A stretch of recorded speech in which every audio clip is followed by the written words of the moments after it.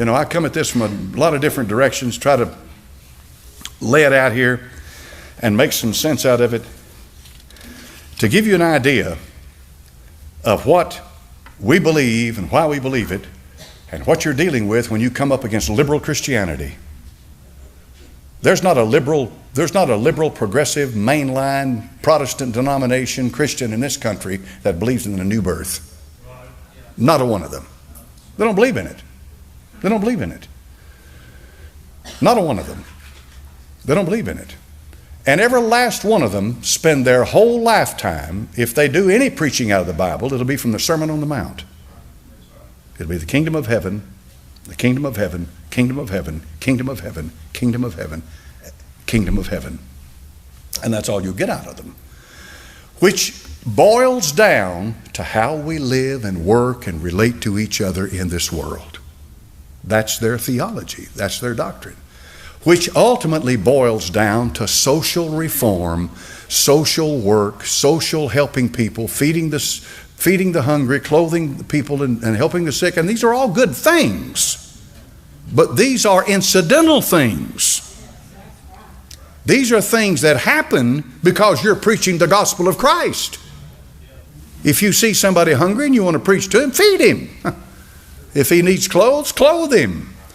But you're not here to clean the world up and make it a socially acceptable place to live in. We're here to preach the gospel. Because men need their souls saved far more than they need food in their belly. See? But you got to get it in context. You got to understand. You don't want to come across to these progressive liberals as you don't care, because you should care. We should care when we see the suffering of our fellow man. Because you see, we get accused of this all the time.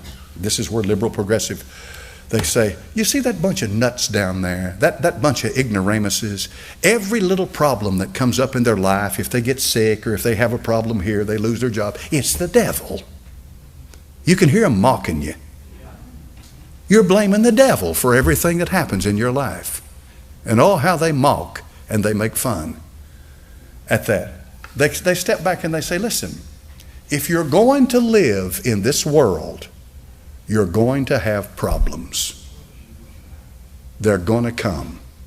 They're going to come. It's just going to happen. That's the way this world is designed because of the fall, because of the curse of sin. You're going to have problems. But Satan can multiply them 1,000-fold. And you can be sure of this. When Satan enters into the issue, he'll come in to turn you away from the true and living God, because that's what his purpose is. Now, you've got Latin, you've got Hebrew, and you've got Greek. You've got the three major languages that existed 2,000 years ago. Greek, 2,000 years ago, was the language of commerce. Latin, obviously, was the language of the Roman Empire, and Hebrew is the ancient language of the ancient people that goes all the way back to the beginning. You've got all three methods of communication covered. You've got every way that you can communicate with mankind. You've got it there. It's nailed across the top of his on the tilus of his cross. So you've got Lucifer, Satan, and the devil. And they all refer to the same being.